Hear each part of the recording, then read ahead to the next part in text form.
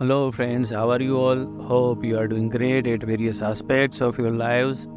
Welcome to another book review podcast by Team ThinkerViews. The perks of being book lovers include your exposure to various virtual worlds and knowing about and often connecting with its creator. We all ThinkerViews team members consider ourselves fortunate for the love of reading implanted in us at the very early age, and thank our elders, parents, and grandparents for growing us in such a fantastic manner. We will remain indebted to them forever. Alice in Wonderland is a fantastic story, and kids from many countries across the world are familiar with it. Can you imagine writing a dark sci-fi young adult thriller set in the same? Well, an Indian author, Mainak Dhar, did it. He named the book Alice in Deadland, and the story has so much scope of exploration that the author eventually wrote two subsequent parts of the same, making it a trilogy. Today we are going to talk about the first book in the series. Of course, I will try to avoid as many spoilers as possible in the book plot exploration and while sharing my views and reviews on the same. But please listen to the podcast with the consent as some of them are inevitable. Let us take a look at the cover page of this book, the gateway to the fictional story explored within. As you can see in the podcast cover, this moderately good, not so appealing cover page shows illustration of Alice and biters. You could have imagined Alice in a superhero kind of a costume and might be disappointed to see her illustration. Same way, you may have imagined deadly biters but found weak, fragile and zombie-like creatures, right? Well, the area and environment where these characters belong, surviving is a challenge. So there is no scope of keeping one's self presentable. Even finding proper food became a challenge for them all. So, the illustrations are faithful to the characters as they are explored in the book. Later on, all the three books in the series are published as a trilogy, as I said, hugely resembling the cover page of the book set for so many popular sagas. This one is humble and yet not so appealing. Overall, the cover pages could have been more attractive for this book individually and as a book series both. Let us take a bird's eye view of the book plot. Once upon a time in future, the world is no more what it is today or in the past from the story's timeline perspective. Humans are living in small settlements. Their main fear is getting bitten by the biters. Once a biter beat you, you are converted into a biter, and now you are looking for humans to bite. But why the biters bite? And why some humans turned into the first lot of biters, eventually adding more and more to their group? Is it a disease? Is there a vaccine for the same? There are brave fellows leading various dispersed sects of human civilization to keep them away from the harm's way or biters' way.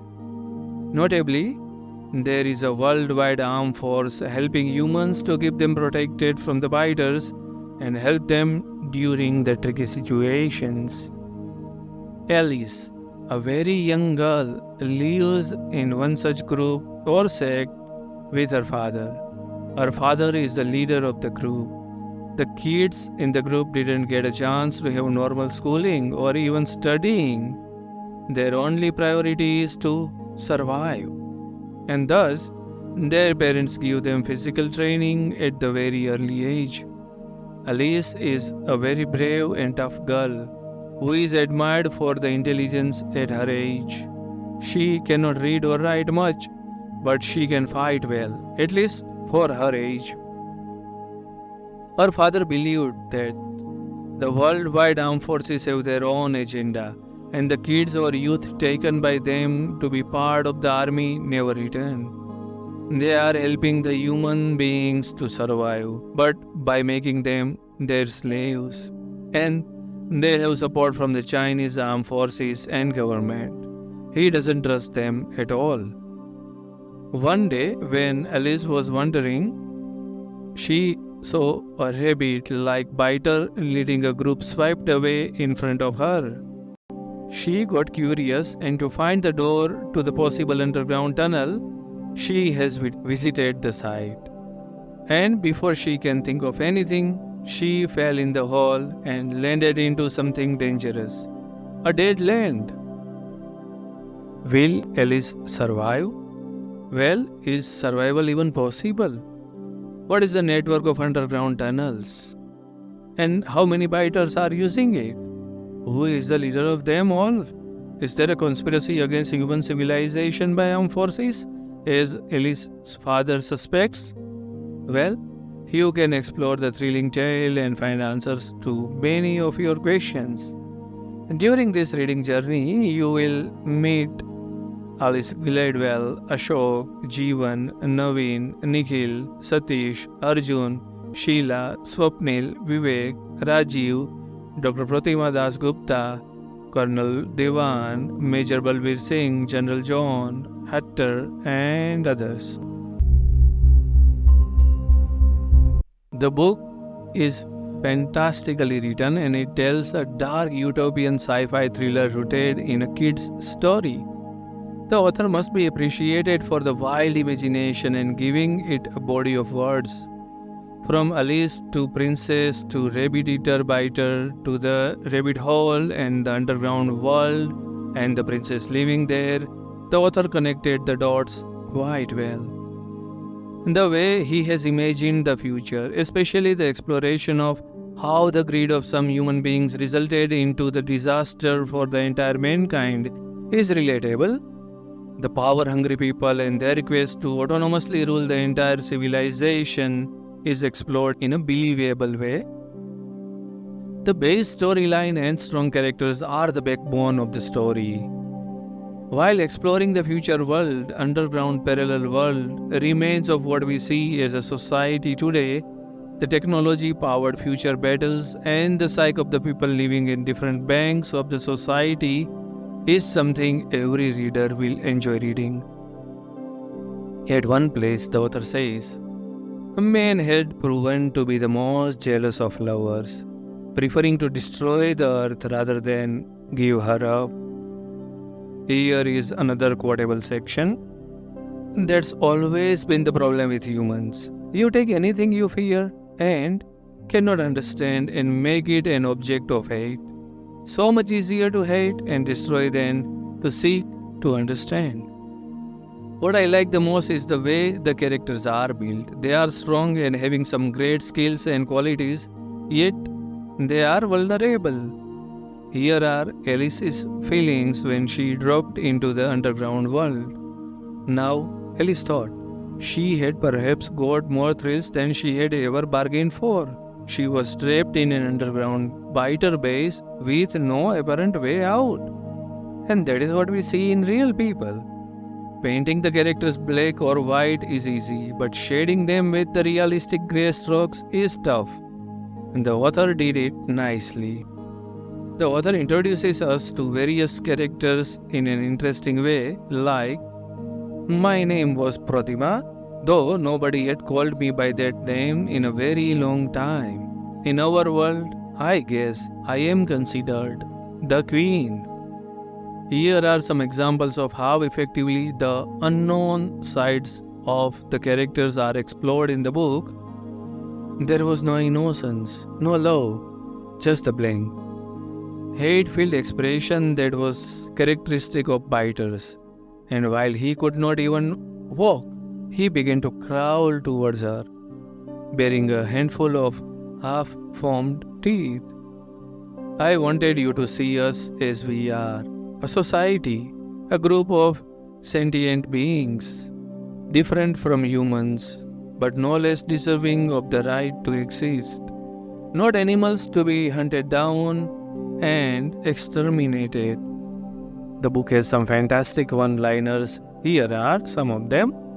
We are all animals. We all experience fear, and when scared, we lash out.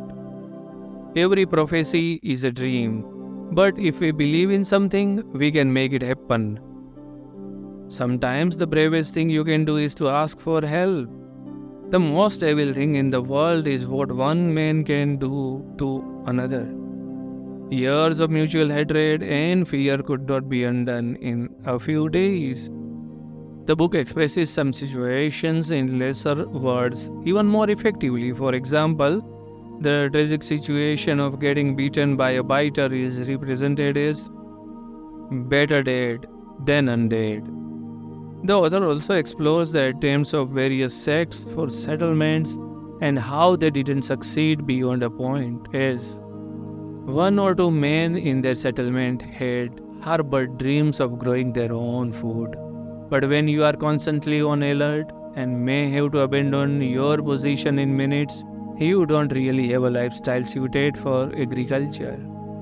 This is what we human beings crave for: survive and having a not so complicated, peaceful, and blooming life. In the same perspective, we often surrender to the situation. Here is one more quote in the same regards. When people are scared enough, they begin to accept any form of tyranny because unquestioning obedience to unknown masters is better than facing known dangers. Of course, there are many war scenes, various duels, exploration of unknown territories, fight battles, and other thrilling moments explored in the book. The way they are elaborated is the USP of the book. Here are some spoiler-free quotes in the same regards. As the trooper went down, she placed her right hand on his back, vaulting over him and coming up in a crouch as she brought her knife up into another trooper's leg. As he grabbed his leg and screamed, she stood up and fired into his face. Another trooper behind her was trying to raise his rifle when one of her friends shot him. Alice tried to force herself to stay calm, but it felt like her breathing was so loud that it could be heard across the entire forest. The book also conveys an important message. If the human civilization will be in danger due to the actions of some bad humans, the light of hope will also be blossomed from torches of good humans. And in the same regards, here is a line from the book. My name is Alice Gladwell. They call me the Queen of Wonderland.